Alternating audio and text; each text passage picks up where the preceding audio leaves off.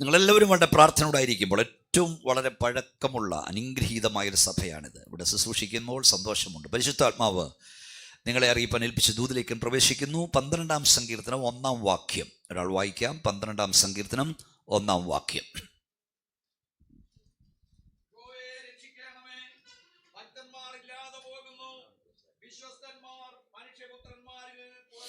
മതി. ഈ സങ്കീർത്തനം 1-ാം വാക്യം ഒരു നിലവിളിയാണ്. യഹോവയെ രക്ഷിക്കണം. 1-ാം വാക്യം നിലവിളിയാണെങ്കിൽ 5-ാം വാക്യം ഉത്തരമാണ്. പാസ്റ്റർ 5-ാം വാക്യം ഇവിടെ വായിക്കാം. 5-ാം വാക്യം ആരെങ്കിലും വായിച്ചോ? 5-ാം വാക്യം. എളിയവരുടെ പീഡയും ദരിദ്രന്മാരുടെ ദീർഘനിശ്വാസവും നിമിത്തം ഇപ്പോൾ ഞാൻ എഴുന്നേൽക്കും, രക്ഷയ്ക്കായി കാംക്ഷിക്കുന്നവനെ. 1-ാം വാക്യം നിലവിളിയെങ്കിൽ 5-ാം വാക്യം ഉത്തരമാണ്. നമ്മുടെ ദൈവം പ്രാർത്ഥന കേൾക്കുന്നവനും ഇറങ്ങി വരുന്നവനുമായ ദൈവമാണ്. നമ്മുടെ ദൈവം പ്രാർത്ഥന കേൾക്കുന്നവനും ഉത്തരമള്ളുന്നവനുമായ ദൈവമാണ്. എനിക്ക് വളരെ ഇഷ്ടപ്പെട്ടൊരു വാക്യം അവിടെയുണ്ട്. എളിയവരുടെ പീഡയും ദരിദ്രന്മാരുടെ ദീർഘനിശ്വാസവും നിമിത്തം ഞാൻ എഴുന്നേൽക്കും. 38-ാം സങ്കീർത്തനത്തിൽ വാക്യമുണ്ട്. കർത്താവേ യഹോവേ, 9-ാം വാക്യം, എൻ്റെ ആഗ്രഹമൊക്കെയും നിൻ്റെ മുമ്പിലിരിക്കുന്നു, എൻ്റെ ഞരക്കം നിനക്ക് മറഞ്ഞിരിക്കുന്നില്ല. ഇന്ന് രാവിലെ ഉപവാസത്തോടും പ്രാർത്ഥനയോടും ദൈവസ്നേഹിക്കുന്ന ദൈവമക്കളെ, നമ്മുടെ ദൈവം ശബ്ദം ഉയർത്തി പ്രാർത്ഥിച്ചാൽ കേൾക്കുന്നവനാണ്. എന്നാൽ ശബ്ദമെടുക്കുവാൻ കഴിയാതെ നെടുവീർപ്പുകൾ മാത്രം സ്വർഗത്തിലേക്ക് അയച്ചാലും അതിന് ഉത്തരം തരുന്നവനാണ് നമ്മുടെ ദൈവം. നെടുവീർപ്പുകൾക്ക് ഉത്തരം തരുന്ന ദൈവം. ഞരക്കം അവന് മറഞ്ഞിരിക്കുന്നില്ല. ഈ ആരാധനാലയത്തിൽ വന്ന നിങ്ങളോട് മുട്ടി ഉരുമിയിരിക്കുന്ന സഹോദരൻ നിന്റെ ഞരക്കമറിയാത്തപ്പോഴും, നിന്നോട് ചേർന്നിരിക്കുന്ന സഹോദരി നിന്റെ ഞരക്കമറിയാത്തപ്പോഴും, നിന്റെ ഞരക്കമറിയുന്ന ഒരുവൻ ഈ പകൽ ഇവിടേക്ക് ഇറങ്ങി വന്നിട്ടുണ്ട്. അവൻ നിന്റെ ഞരക്കത്തിന് ഉത്തരം തരുന്ന ദൈവമാണ്. ഈ പകൽ യേശുവിൻ്റെ നാമത്തിൽ ഞാൻ പറയുന്നു, നിങ്ങൾ രഹസ്യമായി കരയുന്ന ചിലതിന് പരസ്യമായി ദൈവം ഉത്തരം തരാൻ പോകുകയാണ്. ആരോടും പറയാതെ, ആരും അറിയാതെ നീ രഹസ്യമായി കരഞ്ഞുകൊണ്ടിരിക്കുന്ന ചിലതിന് എല്ലാവരും കാണുക, എൻ്റെ ദൈവം ഉത്തരം തരാൻ പോകുകയാണ്. വിശ്വസിക്കുന്നവർ കൈകളടിച്ചാട്ട്, വാ തുറന്നാട്ട്, അന്യഭാഷ ദൈവത്തെ സ്തുതിച്ചാട്ട്, യേശുവിൻ്റെ നാമത്തിൽ പറ. ഓടോ റിക്കോനിയ ഉടമ ശബ്ദുനിയ, ഞാൻ രഹസ്യമായി കരയുന്നതിന്, ആരോടും പറയാതെ, ആരും അറിയാതെ ഞാൻ രഹസ്യമായി കരയുന്നത് ചിലതിന്, ഓ ഹല്ലേലൂയ, എൻ്റെ ദൈവം പരസ്യമായി ഉത്തരം തരാൻ പോകുകയാണ്. എല്ലാവരും കാണുക, എൻ്റെ ദൈവം ഉത്തരം തരാൻ പോകുകയാണ്. ശക്തിയോടെ ദൈവത്തെ ആരാധിച്ചാട്ട്, യേശുവിൻ്റെ നാമത്തിൽ അത് സംഭവിക്കട്ടെ. ഉടമാന വൈഡമാന ഋതുനാബ ലംതുനാബ ഹൽഖുനാബ രംതുനാമ രംതുനാന ഡുഡബലാര ഹൈദമാന സത്തുനാബ ലംതുനി.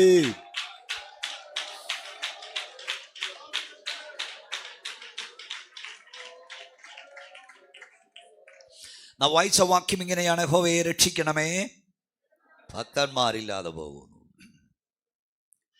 യഹോവയെ രക്ഷിക്കണമേ, പ്രാസംഗികന്മാരില്ലാതെ പോകുന്നല്ല, പ്രബോധകന്മാരില്ലാതെ പോകുന്നല്ല, പ്രവാചകരില്ലാതെ പോകുന്നല്ല, എഴുത്തുകാരില്ലാതെ പോകുന്നല്ല, വിമർശകന്മാരില്ലാതെ പോകുന്നല്ല, നിരൂപകന്മാരില്ലാതെ പോകുന്നല്ല, ഭക്തന്മാരില്ലാതെ പോകുന്നു.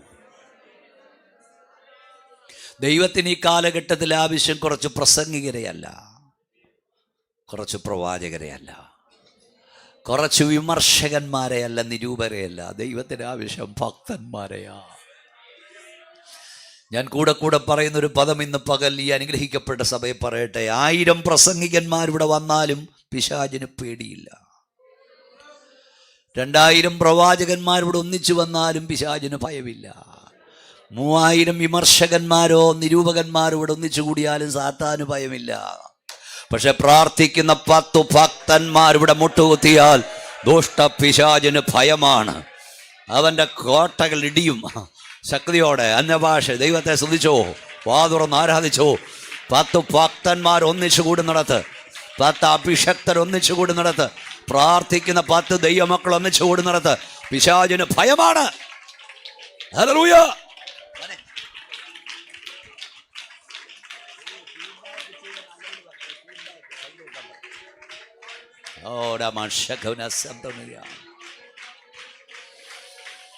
പ്രാർത്ഥിക്കുന്നവനെ, ഭക്തനെയാണ് പിശാചിന് ഭയം. ദൈവത്തിന് ആവശ്യം ഭക്തന്മാരെയാണ്, ഭക്തന്മാരെ. വളരെ ശാന്തമായി ചില കാര്യങ്ങൾ നമ്മൾ പഠിക്കണം. നമ്മൾ ഒത്തിരി കാലമൊക്കെ ചെന്നവരാ. 90 വയസ്സുള്ള അബ്രഹാമിനോട് ദൈവം പറഞ്ഞു, നീ എൻ്റെ മുമ്പാകെ നിഷ്കളങ്കനായി നടക്കാൻ. വയസ്സ് എത്രയായി? ദൈവത്തിന് മാറ്റമില്ല. അതുകൊണ്ട് നമ്മൾ ഈ ഭക്തനെന്നും ഭക്തി നോക്കി, ഇത് ദൂരെയും കേൾക്കുന്നുണ്ടല്ലോ ലൈവായി, പിന്നെയും കേൾക്കണം, നമ്മുടെ കുഞ്ഞുങ്ങൾക്കൊക്കെ അയച്ചു കൊടുക്കണം. അതിനാണ് ഞാൻ ഈ വിഷയം ഇന്ന് രാവിലെ എടുത്തത്. ഈ ഭക്തനെന്നും ഭക്തി നോക്കെ നമ്മൾ കൂടെ കൂടെ പറഞ്ഞു വിടും. പക്ഷെ ഭക്തൻ ആരാ? ഭക്തി എന്താ? ഭക്തി എന്ന പദത്തിന് വിശുദ്ധ ബൈബിളിൽ 4 പദങ്ങൾ ഉപയോഗിച്ചിട്ടുണ്ട്. ഒന്നാമത് ഉപയോഗിച്ചിരുന്ന പദം ഫിയർ എന്ന പദമാണ്, ഭയം.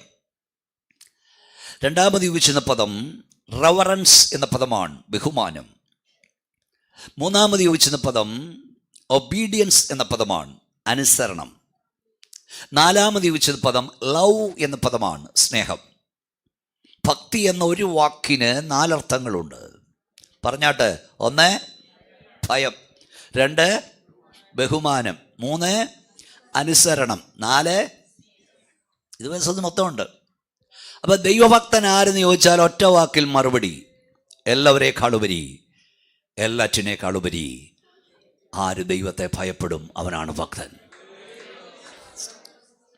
എല്ലാവരെക്കാളുപരി, എല്ലാറ്റിനേക്കാളുപരി ആര് ദൈവത്തെ ബഹുമാനിക്കും അവനാണ് ദൈവഭക്തൻ. എല്ലാവരെക്കാളുപരി, എല്ലാറ്റിനേക്കാളുപരി ആര് കർത്താവിനെ അനുസരിക്കും അവനാണ് ഭക്തൻ. എല്ലാവരെക്കാളുപരി, എല്ലാറ്റിനേക്കാളുപരി ആര് കർത്താവിനെ സ്നേഹിക്കും അവനാണ് ദൈവഭക്തൻ. എത്ര പേർക്ക് ദൈവത്തെ സ്തുതിപ്പാൻ കഴിയും? സ്തോത്രം. നിങ്ങൾ ഏതൊന്നിനെ അഗാധമായി സ്നേഹിക്കുമോ അതായിരിക്കും നിങ്ങളുടെ ദൈവം. അബ്രഹാം ലിങ്കൻ പറഞ്ഞു, പണത്തെയാണെങ്കിൽ അതാ നിങ്ങളുടെ ദൈവം, മക്കളെയാണെ അതാ നിങ്ങളുടെ ദൈവം, ഭാര്യയാണെ അതാ ദൈവം, ഭർത്താവിനെയാണെ അതാ ദൈവം, കസേരയാണെ അതാ ദൈവം. ഇന്ത്യയിൽ 1000-ലധികം ദൈവമക്കൾ ആരാധിക്കുന്ന ഒരു സഭയിൽ 2 തവണ ഞാൻ പ്രസംഗിക്കുകയുണ്ടായി. ആരാധനയുടെ ഒരു പ്രത്യേകത അനുകരിക്കാവുന്നത് നമ്മൾ കണ്ടെത്തണം. അവിടെ ആരാധനയ്ക്ക് വരുന്ന ദൈവമക്കൾ മുമ്പിൽ നിന്ന് ഇരുന്ന് തുടങ്ങും. എവിടെ നിന്ന് ഇരുന്ന് തുടങ്ങും? ഈ പെന്തക്കോസുകാരായി നമുക്ക് ഈ എഴുതി വെച്ച പ്രമാണമൊന്നും ഇല്ലെങ്കിലും നമ്മുടെ പിള്ളേർക്ക് പോലും അറിയാം നമ്മുടെ ക്രമം, അല്ലേ? നമ്മളെ സംബന്ധിച്ച് നമുക്കെല്ലാം സ്ഥിര ഇരിപ്പിടമുണ്ട്. നിങ്ങളുടെ ഇരിപ്പിടമൊന്നും എനിക്കറിഞ്ഞൂടാ. അതിൽ നിന്ന് അങ്ങോട്ടും ഇങ്ങോട്ടും നമ്മൾ നീങ്ങില്ല. സ്ഥിരം പ്രാർത്ഥനാ കുറ്റികളും ഉണ്ട്. ഏതായാലും ഇവിടെ ഇപ്പം കസേരയാ, മറ്റു മിക്കയിടത്തും ചെന്ന് നോക്കി ഭിത്തിയുടെ സൈഡാണ് ചാടിയിരിക്കുന്നത്. ഞാൻ പറഞ്ഞ ക്രമം പിള്ളേർക്ക് പോലും അറിയാം. ആദ്യം 2 പാട്ട്, ആദ്യത്തെ പാട്ടിൽ ആത്മാവിലാകരുത്, രണ്ടാമതിലാകണം, അത് ലാസ്റ്റ് ചാൻസാ സ്പീഡിൽ പാടണം, അല്ലേ? ഇങ്ങനെയൊക്കെ ക്രമമുണ്ട്. നിങ്ങൾ അന്തരീക്ഷം പോകുന്നെന്ന് തോന്നില്ലേ? അപ്പം ഞാൻ കണ്ട ആ ചർച്ചിൻ്റെ പ്രത്യേകത, ആദ്യം ആര് വരുമോ അവരെവിടെ നിന്ന് തുടങ്ങും? മുമ്പിൽ. രണ്ടാമത് അവരങ്ങോട്ടും ഇങ്ങോട്ടും സംസാരിക്കില്ല, അവർ മുട്ടിമേൽ നിൽക്കും. അവരുടെ കണ്ണുകൾ നിറഞ്ഞ് കവിഞ്ഞ് ഒഴുകും. ആരാധന ആരംഭിക്കും മുമ്പ് അവരെല്ലാവരുടെയും കരം സ്വർഗത്തിലേക്ക് ഉയർത്തിപ്പിടിക്കും. അവരൊന്നിച്ച് വിളിച്ചു പറയും: എല്ലാവരെക്കാളുപരി, എല്ലാറ്റിനേക്കാളുപരി ഞാൻ എൻ്റെ കർത്താവിനെ സ്നേഹിക്കുന്നു. വാര്യാപുരം ചർച്ച് ഓഫ് ഗോഡിൽ യുവാസപ്രാണിൽ വന്ന എത്ര പേർക്ക് ഇന്ന് പകൽ തൻ്റെ ഇടത്തോട് പറയാൻ കഴിയും: എൻ്റെ അപ്പനേക്കാളുപരി, എൻ്റെ അമ്മയെക്കാളുപരി, എൻ്റെ ഭാര്യയെക്കാളുപരി, എൻ്റെ ഭർത്താവിനേക്കാളുപരി, എൻ്റെ കുഞ്ഞുങ്ങളെക്കാളുപരി, എൻ്റെ സമ്പത്തിനേക്കാളുപരി ഞാൻ എൻ്റെ കർത്താവിനെ സ്നേഹിക്കുന്നു പറയാൻ തൻ്റെ ഇടമുള്ള ദൈവമക്കൾ ഒരിക്കൽ കൂടെ കൈകൾ അടിച്ച് അന്യഭാഷ ദൈവത്തെ സ്തുതിച്ചിട്ട് യേശുവിൻ്റെ അധികാരമുള്ള നാമത്തിൽ ദുഷ്ടപിശാച് ലജ്ജിക്കട്ടെ. യേശുവിൻ്റെ നാമത്തിൽ പറ: എനിക്ക് എല്ലാറ്റിനേക്കാൾ വലുതെൻ്റെ കർത്താവാ. ഓ ഹുഷു റിയാ ഉടമാ റഗുനിയ, എനിക്ക് എന്റെ ജീവനേക്കാൾ വലുതെന്റെ യേശുവാ. ഹല്ലേലൂയ. എനിക്ക് എല്ലാറ്റിലും വലുതെന്റെ യേശുവാ. തന്റെ ഇടമുണ്ടോ? തന്റെ ഇടമുണ്ടോ? എല്ലാറ്റിലും വലുത് യേശുവാ. ബില്ലി ഗ്രഹാം കല്യാണം ആലോചിക്കാൻ പോയപ്പോൾ ആ സഹോദരിയോട് പറഞ്ഞെന്നാ പറയുന്നത്: ഞാൻ നിന്നേക്കാൾ ഉപരി മറ്റൊരാളെ സ്നേഹിക്കുന്നുണ്ട്, സമ്മതമാണ്, കല്യാണത്തിന് സമ്മതിച്ചാൽ മതി. നമ്മുടെ സഹോദരിമാരാണെ പറയും: വേറെ ആരാണ്ട് സ്നേഹിച്ചിട്ട് എന്നെ കെട്ടാൻ വന്നേക്കുകയാണോ? ദർശനമുള്ള ആ സഹോദരി പറഞ്ഞു: അങ്ങ് മറ്റൊരാളെ സ്നേഹിക്കുന്നെങ്കിൽ അങ്ങയേക്കാൾ ഉപരി ഞാനും വേറൊരാളെ സ്നേഹിക്കുന്നുണ്ട്. അവനാണ് നാസ്രയനായ യേശു. 110 വയസ്സിലാണ് ബില്ലി ഗ്രഹാം മരിക്കുന്നത്. മരണം വരെ ആ ബന്ധം ദൃഢമായിരുന്നു. ഉടുപ്പൊരിഞ്ഞു മാറ്റുന്ന ഒരു വിവാഹബന്ധം വേർപെടുന്ന അമേരിക്കയിൽ ബില്ലി ഗ്രഹാമിൻ്റെ കുടുംബജീവിതം അനുഗ്രഹിക്കപ്പെടാൻ കാരണം അവരിരുവരും അവരെക്കാൾ ഒരു യേശുവിനെ സ്നേഹിച്ചു. Praise the Lord. 32 യിരെമ്യാ പ്രവചനം 32 അധ്യായം 38 മുതലുള്ള വാക്യങ്ങൾ വായിക്കാം. യിരെമ്യാ ചാപ്റ്റർ 32 വേഴ്സ് 38 to 40. 32 38 മുതലുള്ള വാക്യങ്ങൾ വായിച്ചാട്ട്, അവർ എനിക്ക് ജനമായും യെസ് ആ ആ ദൈവമക്കളെ, കർത്താവിനെ സ്നേഹിപ്പാൻ ഇറങ്ങുന്ന ദൈവം നമ്മൾ ഇറങ്ങിയാൽ ദൈവം നമ്മുടെ കാര്യം മാത്രം നോക്കി നിർത്തുന്നവനല്ല. നിനക്ക് ശേഷം നിന്റെ തലമുറയ്ക്കും അവൻ നന്മ വരുത്തുന്ന ദൈവമാണ്. പോരാ, ശക്തിയോട് സ്തോത്രം പറഞ്ഞേ. നിനക്ക് ശേഷം നിന്റെ തലമുറയ്ക്കും അവൻ ഗുണം വരുത്തുന്ന ദൈവമാണ്. യെസ്, വായിച്ചോ അടുത്ത വാക്യം.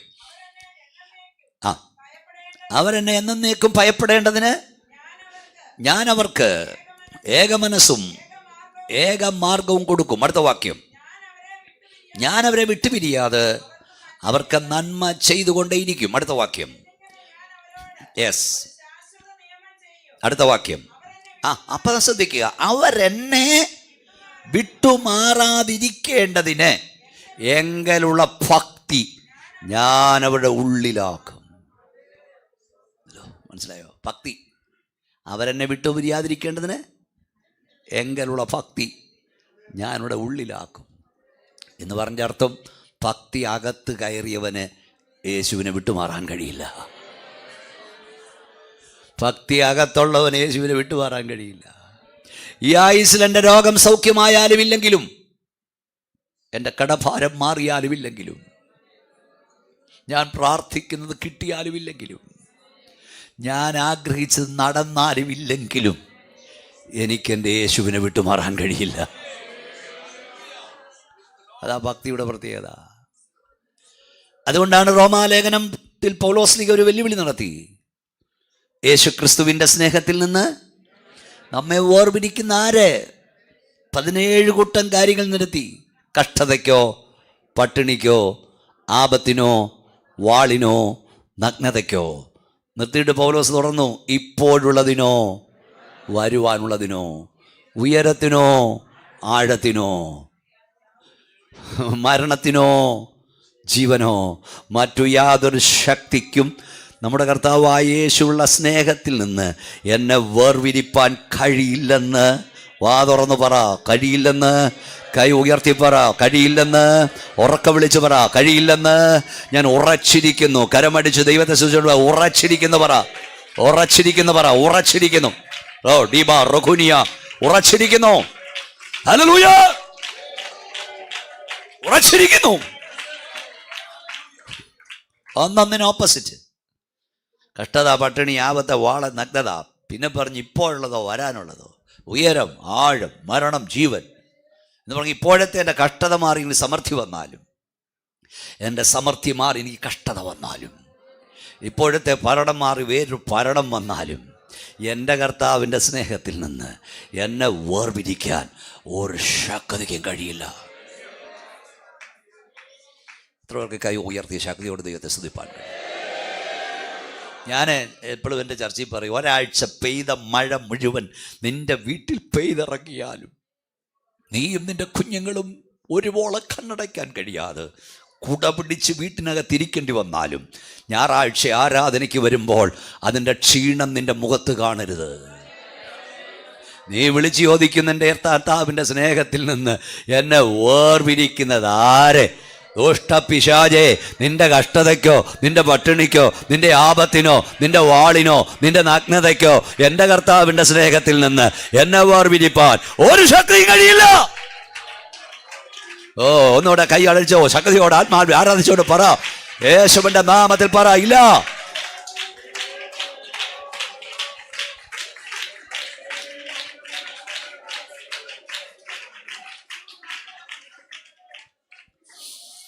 കർത്താവിൻ്റെ സ്നേഹം നമ്മെ വേർതിരിപ്പാൻ ഒരു ശക്തിയും കഴിയില്ല. നമ്മുടെ കാനവച്ചന് അദ്ദേഹം പറയുന്ന പല ഉദാഹരണം എനിക്കിഷ്ടമാണ്. അദ്ദേഹം പറയാറുണ്ട്, ഈ വിശ്വാസികൾ ചിലരുടെ സാക്ഷ്യം കേട്ടാൽ സാത്താൻ പുറകിൽ നിന്ന് മാറില്ലെന്ന്. എന്താ കാര്യം? നമ്മുടെ അത് മനസ്സിലാക്കി തരാം. നമ്മുടെ ഇടയിൽ ഇവിടെയൊക്കെ ഇച്ചിരി കയറണമല്ലോ. ഈ വേദപുസ്തകത്തിൽ 3 സാക്ഷ്യങ്ങളെക്കുറിച്ച് പറയുന്നുണ്ട്. എത്ര സാക്ഷ്യമോ?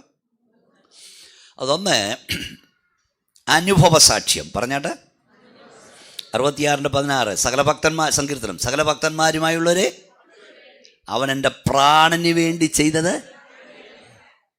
അനുഭവജ്ഞാനമുള്ള ദൈവമക്കളെ ഇവിടെ ഇരിക്കുന്നത്. അപ്പം ദൈവം തമ്പുരാൻ നമ്മുടെ പ്രാണന് വേണ്ടി ചെയ്യുന്ന വിവരിക്കുന്നതാണ് എന്ത്? അനുഭവ സാക്ഷ്യം. നീ രോഗിയായിരുന്നു, ആർക്കും വരാൻ കഴിയില്ല, നീ തന്നെ കരഞ്ഞു, കർത്താവിൻ്റെ കര ഇറങ്ങി വന്ന് എന്നെ വിടുവിച്ചു. അത് എഴുന്നേറ്റെന്ന് പറയുമ്പം എൻ്റെ സഹോദരിയെ വിടുവിച്ചവൻ എൻ്റെ സഹോദരനെ വിടുവിച്ചു, എന്നെ വിടുവിക്കും. അതാ ഒരു സാക്ഷി മറ്റൊരു സാക്ഷിയെ. അതാണ് അനുഭവ സാക്ഷ്യം. പിന്നെ ഒരു സാക്ഷ്യമുണ്ട്, 2 രാജാക്കന്മാരുടെ പുസ്തകം 4:8 നമ്മുടെ വഴിയായി കൂടെ കൂടെ പോകുന്ന ഈ മനുഷ്യൻ വിശുദ്ധനായ ദൈവദാസൻ. ഒരു ദൈവപുരുഷൻ ഏലീശയെക്കുറിച്ച് ശുനേംകാരുത്തി പറഞ്ഞു. നമ്മളെക്കുറിച്ച് നാട്ടുകാർ പറയേണ്ട സാക്ഷ്യം, ആ സാക്ഷ്യത്തിൻ്റെ പേരാണ് ജീവിത സാക്ഷ്യം. പറഞ്ഞേ, ജീവിതം ഒരു സാക്ഷ്യമായിരിക്കണം. ഇതുവഴി പോകുന്ന ഒരു ദൈവഭക്തനാ, ഞങ്ങളുടെ അടുത്ത് താമസിക്കുന്നവൻ ദൈവഭക്തനാ, എൻ്റെ കൂടെ ജോലി ചെയ്യുന്നവനൊരു പെന്തക്കോസുകാരിയാ. നാട്ടുകാർ പറയണം ജീവിത സാക്ഷ്യം. 3-ാമത്തെ സാക്ഷ്യം അപ്പോസ്തല പ്രവൃത്തി 26:28 അഗ്രിപ്പാവ് പൗലോസിനോട് പറഞ്ഞു, നീ എന്നെ ക്രിസ്ത്യാനിയാകാൻ പറഞ്ഞു വച്ചായന്മാരെ അല്പം കൊണ്ട്. അപ്പോൾ പൗലോസ് പറഞ്ഞു, അല്പം കൊണ്ടാകട്ടെ അധികം കൊണ്ടാകട്ടെ, ഈ ചങ്ങല ഒഴികെ നീ മാത്രം കേൾക്കുന്ന എല്ലാവരും എന്നെ പോലെ ആകണം. ആ സാക്ഷ്യമാണ് സുവിശേഷത്തിൻ്റെ സാക്ഷ്യം.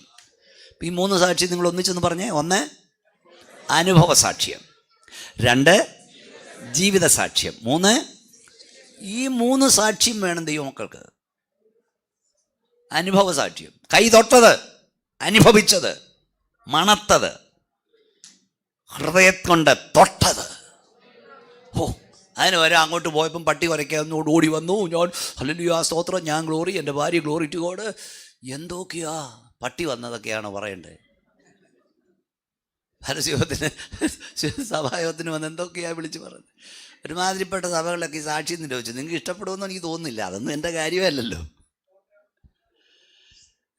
സാക്ഷ്യം. ഇപ്പം ഈ 3 സാക്ഷ്യവും കൂടെ നമ്മളിപ്പോൾ ഈ സഭായോഗത്തിൽ സങ്കീർത്തന വായനയ്ക്ക് ശേഷമുള്ള സാക്ഷ്യത്തിൽ ഒതുക്കി. എന്തൊക്കെയാ സാക്ഷ്യം? അനുഭവ സാക്ഷ്യം, ജീവിത സാക്ഷ്യം. ജീവിത സാക്ഷ്യം ഉണ്ടാകണം. ചിലരെക്കുറിച്ച് വി എ തോമസ് കൊണ്ട് പോയിക്കാൻ പറയും, ചിലരെ കട്ടനിട്ട് പ്രസംഗിപ്പിക്കണമെന്ന്. പ്രസംഗിക്കുന്ന ആരാന്ന് ലോകം കാണുന്നത്, അങ്ങനെയാണ് മാനസാന്തരപ്പെടുന്നത്. നമ്മുടെ ജീവിതം ഒരു സാക്ഷ്യമായിരിക്കണം. ഇപ്പം ഈ 3 സാക്ഷ്യം കൂടെ പെന്തക്കോസുകാർ, നമ്മുടെ കാനോച്ചൻ്റെ വാചകത്തിലേക്ക് വരാനാണ് ഇത് പറഞ്ഞുകൊണ്ട് വരുന്നത് ഞാൻ. 3 സാക്ഷ്യം എന്നുണ്ട്. നമുക്ക് നമ്മുടെ സാക്ഷ്യം കേൾക്കണോ? 1 പതിവ് സാക്ഷ്യം.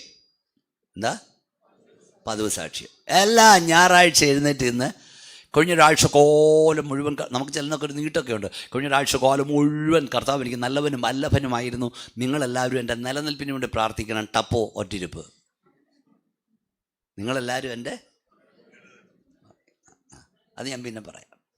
അപ്പം ഈ 30 അച്ഛൻ പറഞ്ഞതാ ഇപ്പം ഞാൻ പറയുമ്പോൾ 35 വർഷമായി വിശ്വാസം ഇറങ്ങിയിട്ട് ഇപ്പോഴും അമ്മാമ്മ പറയുന്നത്, നിങ്ങൾ എൻ്റെ നിലനിൽപ്പിനായി പ്രാർത്ഥിക്കണം. അമ്മാമ്മയുടെ നിലനിൽപ്പ്, അച്ഛൻ്റെ നിലനിൽപ്പ് നമ്മുടെ കയ്യിലാണ്. AC റൂമിൽ കിടന്നിട്ട് വന്ന് ഫ്രിഡ്ജിൽ നിറയെ സാധനവും വെച്ചിട്ട് വന്ന് പറയുക, നിങ്ങളല്ല എൻ്റെ നിലനിൽപ്പിനെ.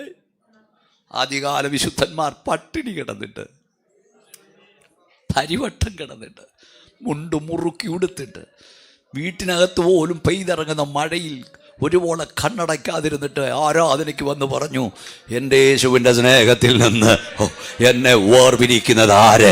ദുഷ്ടപ്പിശാചേ, നിന്റെ കഷ്ടതയ്ക്കും പട്ടിണിക്കും ആപത്തിനും നഗ്നതയ്ക്കും ഒന്നും എൻ്റെ കർത്താവിൻ്റെ സ്നേഹത്തിൽ നിന്ന് എന്നെ വേർപിരിപ്പാൻ കഴിയില്ലെന്ന് ഉറയ്ക്കുന്നു. നീ അങ്ങനെ സാക്ഷ്യം പറയുമ്പം സാത്താന് മനസ്സിലാകും നിന്റെ പുറകിൽ മെനക്കെടുന്നത് വെറുതെയാ. ഈ പട്ടിണിക്കൊന്നും ഇവനെ വേർതിരിപ്പാൻ കഴിയില്ല. ഒന്നുകൂടെ കൈ ഉയർത്തി ശക്തിയോടെ സ്തോത്രം പറഞ്ഞു. അപ്പൊ ഞാൻ പറഞ്ഞു, ഇപ്പം നമ്മുടെ സാക്ഷ്യം 1 പതിവ് സാക്ഷ്യം, 2 കുത്തു സാക്ഷ്യം. ഇതൊന്നും അറിയാൻ വയ്യാത്ത പോലെ എന്നെ ഓട്ടോ ഒക്കെ കണ്ട. 1 ഓത്തില്ലേ പാട്ടിക്കുത്തു. ദൈവഭയമില്ലാത്തതുകൊണ്ട് ആരുടെ മുമ്പിലായി വരുന്നേ?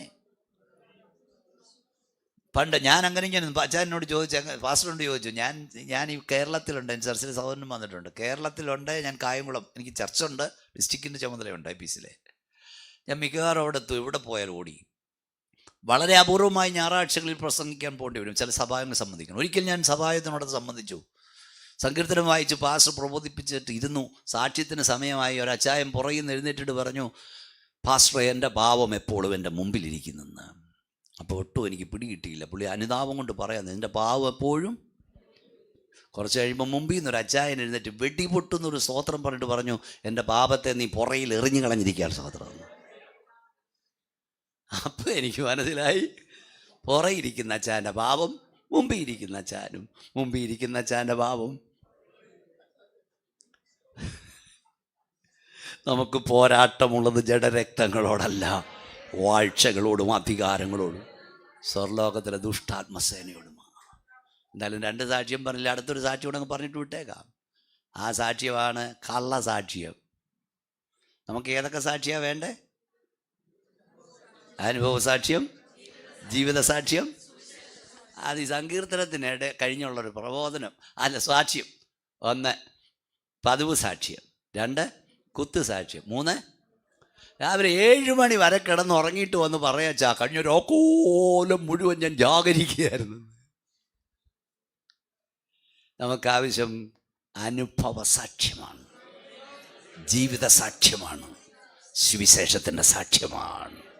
ഒന്നുകൂടെ കൈ ഉയർത്തി ദൈവത്തെ സ്തുതിച്ചേ. യേശു കർത്താവിൻ്റെ സ്നേഹത്തിൽ നിന്ന് വേർപിരിക്കുന്ന ആര്?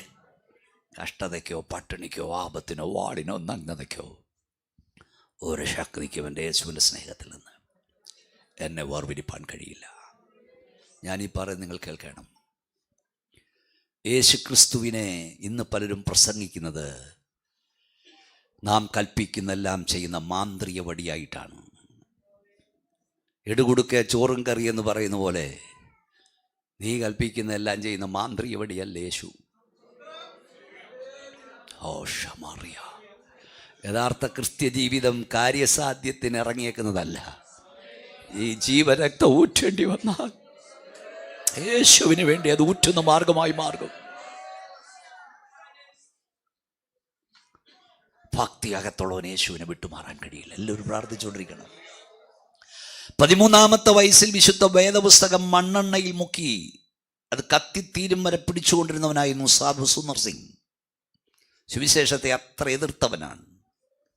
പക്ഷേ തൻ്റെ 20-ാം വയസ്സിൽ തമ്പുരാൻ പ്രത്യക്ഷപ്പെട്ടു. യേശു ക്രൂശിക്കപ്പെട്ടവൻ അവൻ്റെ റൂമിൽ ഇറങ്ങിച്ചെന്ന് ചോദിച്ചു, നീ ആരോടാ കളിക്കുന്നതെന്ന്. സുന്ദർ സിംഗ് യേശു ക്രിസ്തുവിൻ്റെ സാക്ഷിയാകാൻ ഇറങ്ങി. അവൻ്റെ അമ്മാവൻ, അവൻ്റെ അമ്മാച്ചൻ, തനിക്ക് കോടിക്കണക്കിന് സ്വത്തുണ്ട്, ഒറ്റ മോളേ ഉള്ളൂ.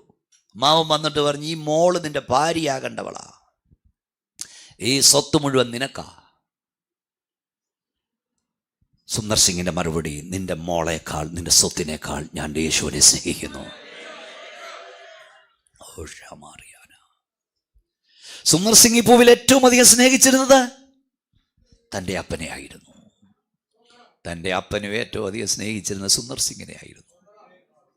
സുന്ദർ സിംഗ് ക്രിസ്ത്യാനിയായെന്നറിഞ്ഞപ്പോൾ അപ്പൻ പറഞ്ഞു, ഞാൻ എൻ്റെ മോനെ പോയി കാണും, ഞാൻ അവനെ തിരികെ കൊണ്ടുവരും. ഡൽഹിയിലെ ഒരു തണുത്ത പ്രഭാതത്തിൽ അവർ തമ്മിൽ കണ്ടു, ഒരു ഓട്ടർ റൂമിൽ വെച്ച്. എന്നെ ശ്രദ്ധിക്കൂ, സുന്ദർ സിംഗിൻ്റെ അപ്പൻ സുന്ദർ സിംഗിനോട് ഒറ്റ ചോദ്യമേ ചോദിച്ചുള്ളൂ.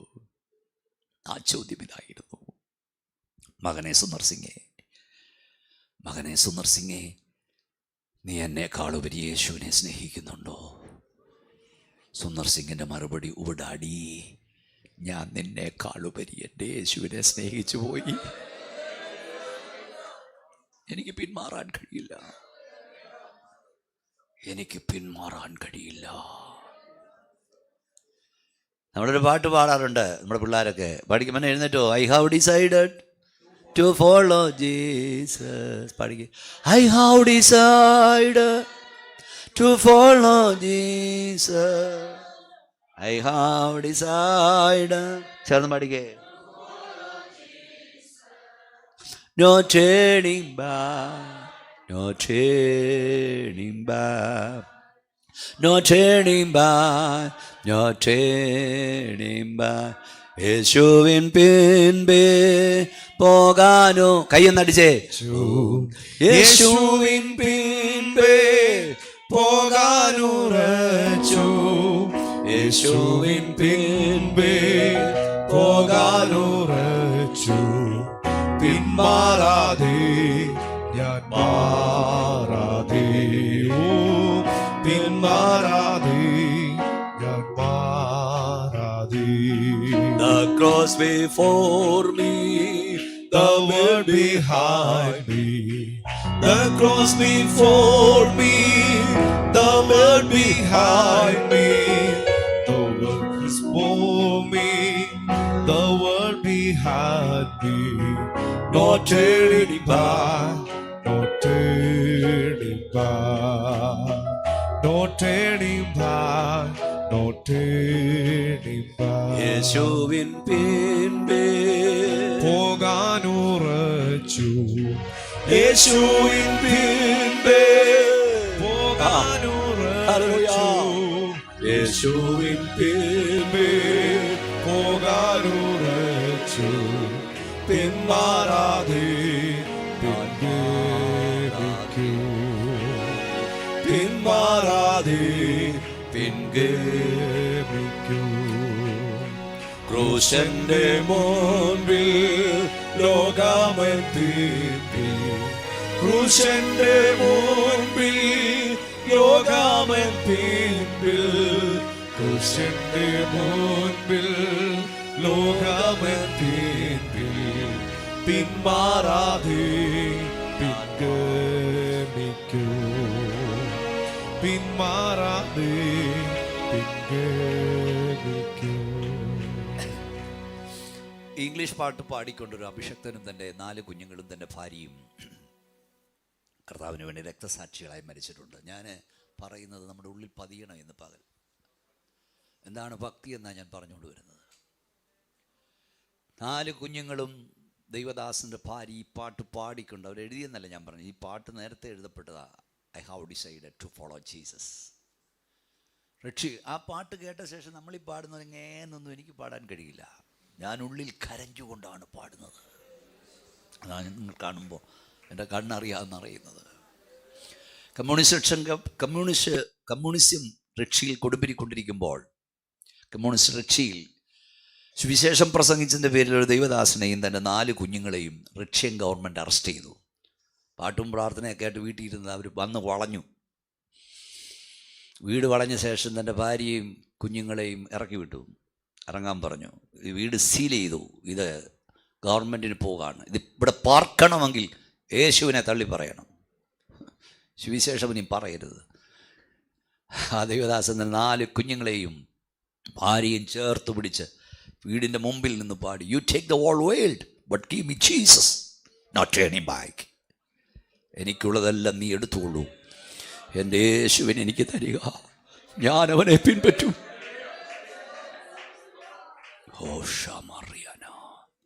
അവർ ദേഷ്യം വന്നു, കോപം വന്നു. അന്ന് കമ്മ്യൂണിസ്റ്റ് റഷ്യയിൽ പട്ടാളക്കാർക്ക് എന്തും ചെയ്യാം, വിതരണമൊന്നും വേണ്ട. അവർ പറഞ്ഞു, എന്നാ നിനക്കുള്ളതെല്ലാം ഞങ്ങൾ എടുക്കാൻ പോവാന്ന് പറഞ്ഞു. ആ ദൈവദാസനെയും ഭാര്യയും കെട്ടിയിട്ട ശേഷം 4 കുഞ്ഞുങ്ങളെയും പിടിച്ച് തലകീഴായി കെട്ടിയിട്ടു. ഇങ്ങനെ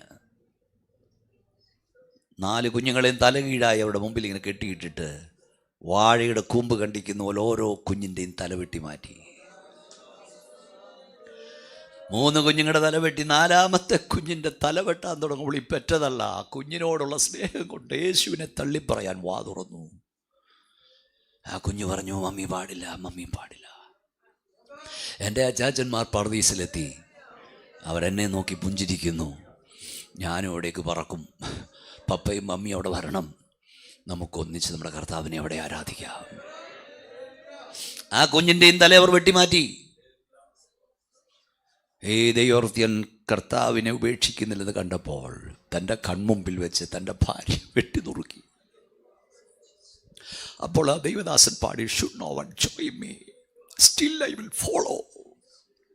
ആരും എന്നോടൊപ്പം ഇല്ലെങ്കിലും ഞാൻ എൻ്റെ കർത്താവിനെ പിൻപറ്റും. എൻ്റെ പ്രിയപ്പെട്ടവളെ നിങ്ങൾ കൊന്നുകളഞ്ഞു, എൻ്റെ കുഞ്ഞുങ്ങളെ എൻ്റെ കൺമുമ്പിൽ നിങ്ങൾ വെട്ടി നുറുക്കി. എന്നോടൊപ്പം സ്തോത്രം പറയാൻ ആരുമില്ല, എന്നോടൊപ്പം ദൈവത്തെ ആരാധിപ്പാൻ ആരുമില്ല. എങ്കിലും ഞാൻ എൻ്റെ കർത്താവിനെ പിൻപറ്റും. ഇതാണ് ക്രിസ്ത്യാനിറ്റി. നിന്നോടൊപ്പം സ്തോത്രം പറയാൻ ആരുമില്ലെങ്കിലും, നിന്നോടൊപ്പം ആരാധിപ്പാൻ ആരുമില്ലെങ്കിലും, നിന്നോട് ചേർന്ന് നിൽപ്പാൻ ആരുമില്ലെങ്കിലും ഞാൻ എൻ്റെ കർത്താവിനെ ആരാധിക്കും. എനിക്കവനെ ആരാധിക്കാതിരിപ്പാൻ കഴിയില്ല. Not turning back. ഞാൻ പിന്മാറില്ല, എനിക്ക് പിന്മാറാൻ കഴിയില്ല. അവർ പറഞ്ഞു, അങ്ങനെയാണെ നീയും മരിക്കാൻ ഒരുങ്ങിക്കോ. ദൈവദാസൻ പാടി, the cross before me, the veil behind me. എൻ്റെ മുമ്പിൽ ഞാൻ കാണുന്ന മരണമാണ്, എങ്കിലും ഞാൻ യേശുവിനെ പിൻപറ്റും. ഇവിടെ വന്ന എത്ര ദൈവമക്കൾ തൻ്റെ ഇടത്തോട് കൈയൊന്ന് ഉയർത്തിപ്പിടി. മക്കളെ, കൊച്ചു മക്കൾ ഉൾപ്പെടെ കൈ ഉയർത്തിപ്പിടി. നോട്ട് ടേണിംഗ് ബാക്ക് എന്ന് പറ. എനിക്ക് പിന്മാറാൻ കഴിയില്ലെന്ന് പറ. ആരും എൻ്റെ കൂടെ ഇല്ലെങ്കിലും ഞാൻ എൻ്റെ കർത്താവിനെ പിൻപറ്റുമെന്ന് പറ. കൈകൾ അടിച്ചു ശക്തിയോട് അന്യഭാഷ ദൈവത്തെ. ഇതാണ് കേൾക്കേണ്ട സന്ദേശം. ഞാൻ പിന്മാറില്ലെന്ന് പറ. എനിക്ക് പിന്മാറാൻ കഴിയില്ലെന്ന് പറ. ആരും എൻ്റെ കൂടെ ഇല്ലെങ്കിലും, മക്കളില്ലെങ്കിലും, മരുമക്കളില്ലെങ്കിലും, അപ്പനില്ലെങ്കിലും, അമ്മയില്ലെങ്കിലും, ഭാര്യയില്ലെങ്കിലും എനിക്ക് എൻ്റെ യേശുവിനെ പിൻപറ്റാതിരിക്കാൻ കഴിയില്ല. Not turning back. ഞാൻ പിന്മാറില്ല.